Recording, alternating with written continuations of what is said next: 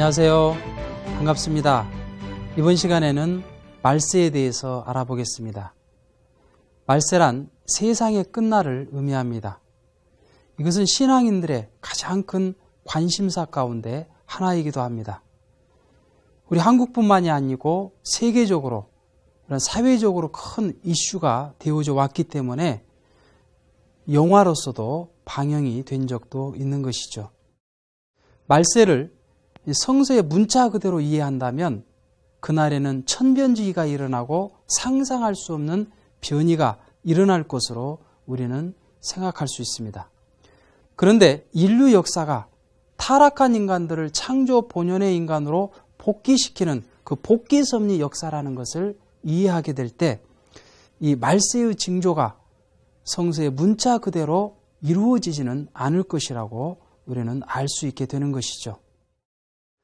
성서를 보면 말세는 여러 차례 있어 왔습니다.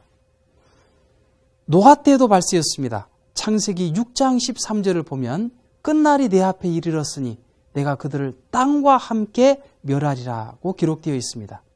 예수님 때도 말세였습니다. 하나님께서는 예수님을 심판주로 보내셔가지고 모든 인류를 심판하실 수 있도록 하셨다고 요한복음 5장 22절에는 기록되어 있습니다. 또한 재림주 때도 말세입니다. 누가복음 17장 26절을 보게 되면 노아 때에 된 것 같이 인자의 때도 그러하리다 라고 말씀하고 계시는 것입니다. 그런데 아직까지 이 땅은 그대로 있는 것을 보게 될 때 말세에 관한 성구가 무엇을 상징하고 있는지를 한번 알아보도록 하겠습니다. 베드로후서 3장 12절이나 창세기 6장 13절, 요한계시록 21장 1절 등의 그 성서를 보게 되면 말세에는 하늘과 땅을 멸하고 새하늘과 새 땅을 이룰 것이라고 기록하고 있습니다. 그런데 전도서 1장 4절을 보니까 땅은 영원히 있도다 라고 기록되어 있으며 시편 78편 69절을 보니까 그 성소를 산의 높음과 같이 영원히 두신 땅같이 지으셨으며 라고 기록되어 있는 것입니다. 그렇다면 하늘과 땅을 멸한다는 말은 무슨 말일까요? 그것은 이 피조 세계를 사탄이 주관하고 있기 때문에 이 사탄의 주권을 멸하고 하나님 주권의 새하늘과 새 땅을 복귀하신다는 의미인 것입니다. 두 번째로 말세에는 하늘과 땅을 불로서 심판하실 것이라고 기록되어 있습니다. 베드로후서 3장 12절을 보면 말세는 하늘이 불에 타서 풀어지고 체질이 뜨거운 불에 녹아진다고 기록되어 있습니다.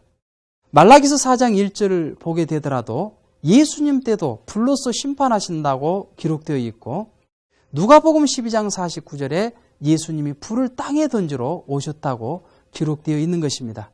그런데 성서를 보면 불심판한 흔적은 찾아볼 수가 없는 것입니다. 그런데 야고보서 3장 6절을 보니까 혀는 곧 불이요라고 기록되어 있는 것입니다. 다시 말해 불심판은 혀의 심판이요 혀의 심판은 말씀 심판임을 알 수 있는 것입니다.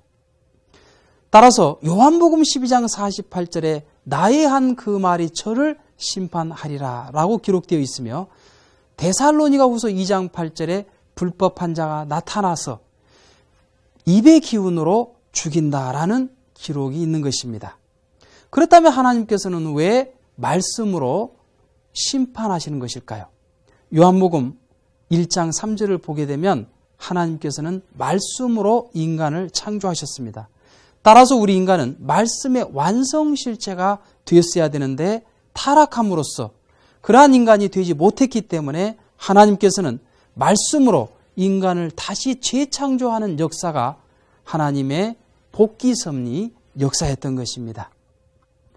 요한복음 1장 14절을 보면 말씀이 육신이 되어 우리 가운데 거하심에 우리가 그 영광을 보니 아버지의 독생자의 영광이요 라고 기록되어 있습니다. 곧 예수님은 말씀의 완성자로 재림하셔서 그 목적을 위한 심판도 말씀으로 하시게 되는 것입니다. 세 번째로 데살로니가전서 4장 17절을 보면 말세에는 지상 인간들이 끌어올려서 공중에서 주를 영접할 것이라고 기록하고 있습니다. 그런데 이 공중이란 공간적인 개념으로서의 하늘을 상징하는 것은 아닙니다. 성서를 보면 대부분 하늘은 죄 없는 선주권의 세계를 의미하고 땅은 타락된 악주권의 세계를 의미합니다. 마태복음 6장 9절을 보면 하늘과 땅의 무소부조로 존재하시는 그 하나님을 하늘에 계신 우리 아버지라고 기록하고 있으며, 요한복음 3장 13절에 육신을 쓰고 탄생하신 예수님을 하늘에서 내려온 인자라고 기록하고 있는 것입니다. 다시 말해서 하늘은 죄 없는 선주권의 세계를 상징하는 것을 의미하는 것이죠. 그런데 공중에서 주를 영접한다고 하는 말은 재림 주님이 이 땅에 다시 오시면 이러한 악의 주권을 멸하고 선주권을 복귀함으로써 그 세계에서 성도들이 주님을 영접할 것임을 의미하고 있는 것입니다. 네 번째로 마태복음 24장 29절의 말세에는 해와 달이 빛을 잃고 별들이 하늘에서 떨어진다고 기록하고 있습니다.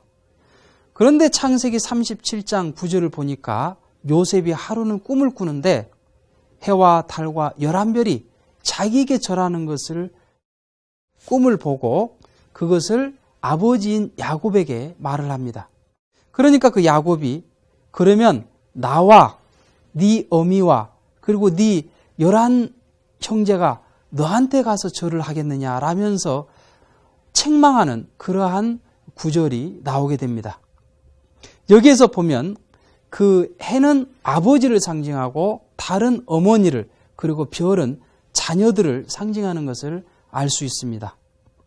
신약의 말씀을 가지고 오신 그 예수님께서는 인류를 중생하여 주실 그 참 부모로 오셨기 때문에 그 예수님은 바로 아버지와 같은 입장이고, 그리고 그를 도와서 역사하신 그 성신은 어머니와 같은 입장인 것입니다. 그리고 예수와 성신을 따르는 성도들은 그 자녀와 같은 입장에 있었던 것입니다.